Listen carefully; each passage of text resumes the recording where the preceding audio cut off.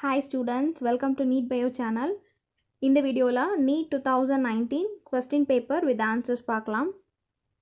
First question, cells in G0 phase. Option 1, enter the cell cycle.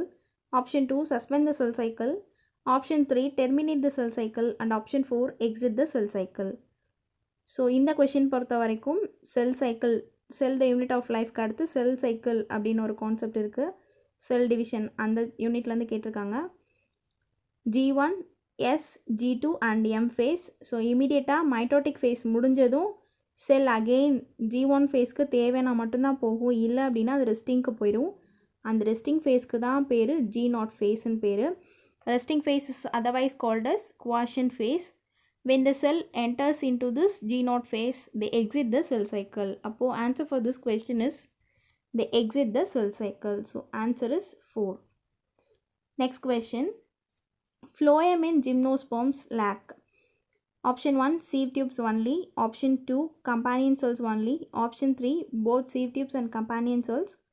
Option 4, albuminous cells and sieve cells. So இது anatomy படித்தா தெரியும். இந்த questions ஈஸியாக attend பண்ணிடலாம். இதே மாதிரி xylem எதில் இருக்குது எதில் இல்லை அப்படின்னு கேட்க சான்சஸ் இருக்குது. ஸோ கம்பேர் பண்ணி படிச்சுக்கோங்க. ஜிம்னோஸ்பர்ம்ஸ், டெரிடோஃபைட்ஸ் அண்ட் ஆஞ்சியோஸ்பர்ம்ஸில் டைகாட், மோனோகாட் எல்லாத்தையும் கம்பேர் பண்ணி படிச்சு வச்சுக்கோங்க. Here the answer for this question is sieve tubes and companion cells ரெண்டுமே. ஃப்ளோயம் காம்பனன்ட்ஸ் 4 இருக்குது. sieve tubes, phloem parenchyma, phloem fibre and companion cells. இதில் sieve tubes and companion cells gymnosperm பிளான்ஸில் கிடையாது. So answer for this question is 3. Next question. Match the following genes of Lacoperon with their respective products. So lac operon எதில் இருக்கும் அப்படின்னா பேசிக்காக பாக்டீரியாவில் activate ஆகிற operon. So இந்த ஓப்ரானுக்கு என்னென்ன ப்ராடக்ட், இந்த ஜீனு எந்த ஜீன் எந்த ப்ராடக்ட் அப்படின்னு சொல்லிட்டு பார்க்கலாம். I gene, Z gene, A gene and Y gene. So image பார்த்தா தெரியும். I gene is a regulatory gene and then Z gene, A, Y இது மூணுமே வந்து ஸ்ட்ரக்சரல் ஜீன்ஸ். இந்த ஸ்ட்ரக்சரல் ஜீன்ஸோட ப்ரோட்டீன் ப்ராடக்ட்ஸ் வந்து கொடுத்துருக்காங்க. ஃபஸ்ட்டு வந்து பீட்டா கேலாக்டாக்சிடேஸ், செகண்ட் வந்து permease and last one is transacetylase. So இதை வச்சு ஈஸியாக மேட்ச் பண்ணிடலாம். பிக்கு வந்து ஆப்ஷன் 1 ஐ ஜீனுக்கு என்ன ஆன்சர் அப்படின்னா ரெப்ரஸார், இசட் ஜீனுக்கு கேலாக்டாக்சிடேஸ், ஏ ஜீனுக்கு ட்ரான்ஸ் அசிட்டலேஸ் அண்டு ஒய் ஜீனுக்கு ஆன்சர் வந்து permease. So answer for this question is 2. Next question. In some plants, the female gamete develop into embryo without fertilization. This phenomenon is known as parthenocarpy, syngamy, parthenogenesis and autogamy. So idhila we know parthenocarpy is development of fruit without fertilization. Syngamy comes under fertilization. And parthenogenesis is the one female gamete develop into embryo without fertilizing with the male gamete. So answer for this question is parthenogenesis. Autogamy is otherwise known as self-pollination or self-fertilization. Next question.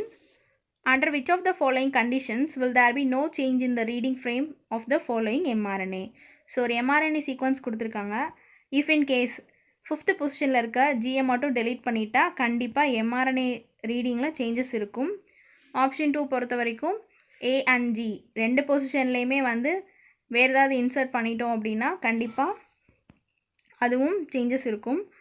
If in case 7, 8, 9 இருக்க ஜிஜியூ இந்த மூணையுமே remove பண்ணிட்டோம் அப்படின்னா ஏதாவது change இருக்குமா இருக்காதா அப்படின்னு பார்த்தோன்னா கண்டிப்பாக இருக்காது. ஏன் அப்படின்னா 3 nucleotides code for 1 amino acid. இதை வந்து ட்ரிப்ளெட் கோடான்னு சொல்லுவோம். GGU codes for amino acid glycine. So இதை அப்படியே கம்ப்ளீட்டாக ரிமூவ் பண்ணிட்டோம் அப்படின்னா எந்த சேஞ்சஸுமே இருக்காது. ஸோ கொடுத்துருக்க கொஷினுக்கு answer deletion of GGU from 7, 8 and 9th position will bring no changes in the reading frame of mRNA for the given following sequence. Answer is C. Next question.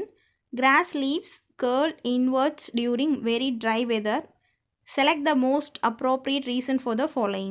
Option A, flaccidity of bulliform cells, next shrinkage of airspace in spongy mesophyll, next tylosis in vessels, and last is closure of stomata. So ஏன் வந்து அது சுருங்கிக்குது, leaf girls inverts ஏன் வந்து சுருங்குது அப்படின்னா flaccidity of bulliform cells. So we know that upper surface of the monocot leaves contains bulliform cells. So அந்த செல்ஸில் flaccid condition அதாவது water stress இருந்துச்சுன்னா leaf வந்து உள்ள கூடி சுருங்கிடும். இஃப் இன் கேஸ் அது டர்ஜிடாக இருந்தால், டர்ஜிட் மீன்ஸ் வாட்டர் ஃபுல்லாக இருந்துச்சு அப்படின்னா லீஃப் வந்து ஸ்ட்ரைட்டாக இருக்கும். இல்லை அப்படின்னா ஃப்ளாசிட் ஆஃப் புல்லிஃபார்ம் செல்ஸ் நடந்து leaf curls inward. So answer for this question is 1. Next question, xylem translocate. So very easy and simple question. xylem எல்லாத்தையுமே translocate பண்ணும். Water, mineral salts, some organic nitrogen and hormones. So answer for this question is C. Next question, placentation in which the ovules develop on the inner wall of the ovary or in peripheral part is. 4 options: axial, parietal, free central and basal placentation. So இந்த placentation first marginal பற்றி பார்த்தலாம். marginal placentation என்ன அப்படின்னா the ovary born along the walls. Example வந்து legume plantsல இந்த மாதிரி இருக்கும். axial placentation என்ன அப்படின்னா carpels folded inwards with ovule placed along the central axis of the ovary. So ovary நோக்கி central axisல ovulesலாம் place ஆகியிருக்கும். ovary wall வந்து partition ஆகியிருக்கும்.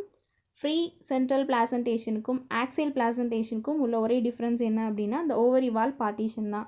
ஃப்ரீ சென்ட்ரல் அப்படியே ஃப்ரீயாக இருக்கும். ஆக்சியலில் வந்து ஓவரி வால் வந்து பார்ட்டிஷன் ஆகியிருக்கும். அதுதான் வந்து ரெண்டுக்கும் டிஃப்ரென்ஸ். ஸோ ஆக்சியல் பிளாசன்டேஷனுக்கு எக்ஸாம்பிள் பார்த்தோம் அப்படின்னா டொமேட்டோ அண்ட் லெமன், ஆரஞ்சிலலாம் வந்து ஆக்சியல் பிளாசன்டேஷன் இருக்கும். பேசல் பிளாசன்டேஷன் என்ன அப்படின்னா at the base placenta will be present on the base of the ovary. Example for this is sunflower. So கொடுத்துருக்க கொஷினுக்கு answer is parietal placentation. Placentation in which the ovules develop in the inner wall of the ovary or in the peripheral part is parietal. So answer is parietal and example for parietal is cucumber. Also parietal placentation is seen in Brassicaceae family. Example mustard. Next question. A gene locus has 2 alleles, capital A and small a.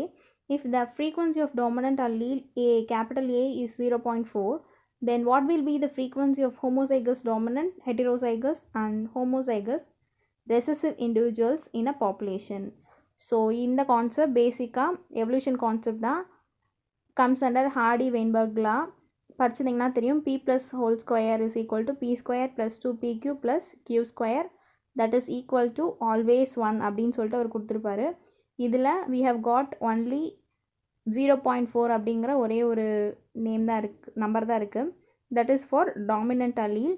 So இப்போ நம்ம recessive கண்டுபிடிக்கிறதுக்கு என்ன பண்ணுறோம் அப்படின்னா இந்த 1லேருந்து minus பண்ணுறோம். 1 minus 0.4 is 0.6. So that is for recessive alleles. So இப்போ நமக்கு பியும் கிடச்சாச்சு, க்யூவோட வேல்யூவும் கிடச்சாச்சு.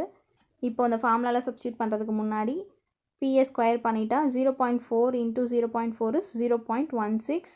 அதே மாதிரி க்யூவை ஸ்கொயர் பண்ணிட்டோம் அப்படின்னா 0.6 into 0.6 is 0.36.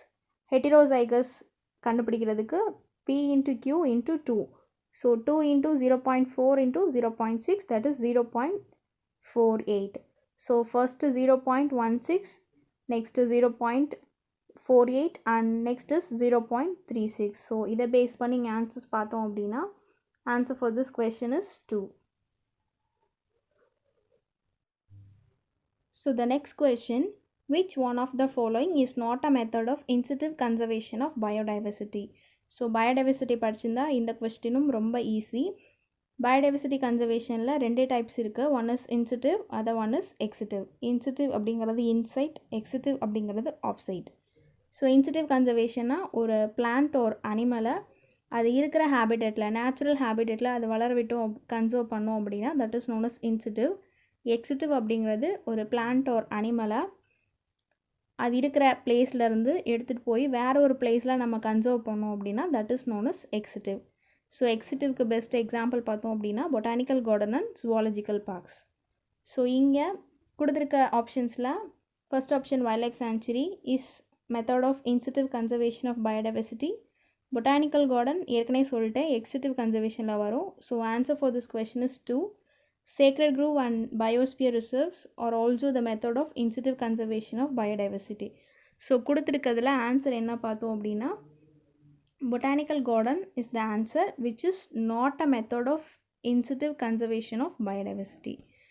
So we have reached the end of this video.